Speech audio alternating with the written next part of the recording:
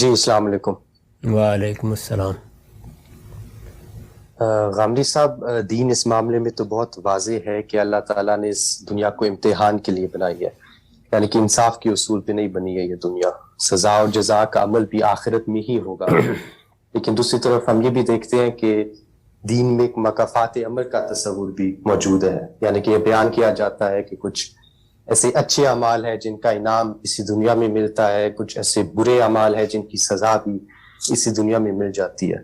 تو یہ دو باتیں کہ ایک طرف اللہ تعالیٰ نے اس دنیا کو انصاف کے اصول پہ نہیں بنائی، لیکن دوسری طرف مکافات عمل کا قانون بھی جاری ہے، ان دو باتوں کو ہم دین کی روشنی میں کیسے ریکونسائل کریں؟ بہت شکریہ۔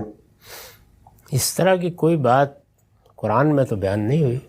قرآن مجید میں جو بیان ہوا ہے وہ یہ ہے کہ اللہ تعالیٰ نے یہ دنیا جن قوانین پر بنائی ہے عام حالات میں انہی کے اوپر چل رہی ہے، اور چونکہ وہ قوانین ایسے ہیں کہ اس میں علت و معلول کا رشتہ ہے، وہ سائنسی سطح پر بھی ہے اور اخلاقی سطح پر بھی ہے، تو اس وجہ سے کچھ نتائج ہیں جو نکلتے رہتے ہیں۔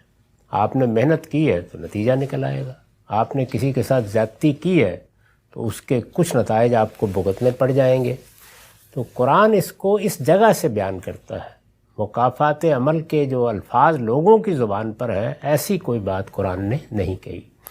یہ اللہ کا قانون ہے جو چل رہا ہے، اور جس طرح سے آپ آگ میں ہاتھ ڈال دیں تو وہ جلاتی ہے، اس طرح ہمارے سیرت اور کردار کے معاملات بھی جزوی طور پر نتیجہ خیز ہوتے رہتے ہیں، ورنہ تو دنیا چل نہیں سکتی۔ اسی طرح جو دنیا کا نظم انسان نے قائم کیا ہے وہ بھی جزا و سزا کا کام کرتا رہتا ہے۔ اگر کسی نے جرم کا ارتکاب کیا ہے، وہ پولیس کی گرفت میں آ گیا ہے یا عدالت کی گرفت میں آ گیا ہے تو سزا بھی مل جاتی ہے۔ تو یہ وہ قوانین ہیں جو چل رہے ہیں۔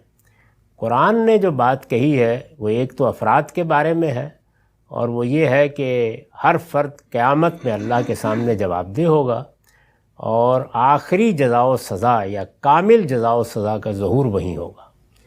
دوسرے یہ کہا ہے کہ قوموں کی جزا و سزا اس دنیا میں اللہ کے قانون کے مطابق البتہ ہو رہی ہے، ان کا محشر یہی دنیا ہے، اور اس میں ایک قوم اٹھتی ہے، دنیا کے اسٹیج پر آتی ہے، پھر وہ علم و اخلاق میں پستی اختیار کرتی ہے تو نتیجے کے طور پر ہلاک ہو جاتی ہے۔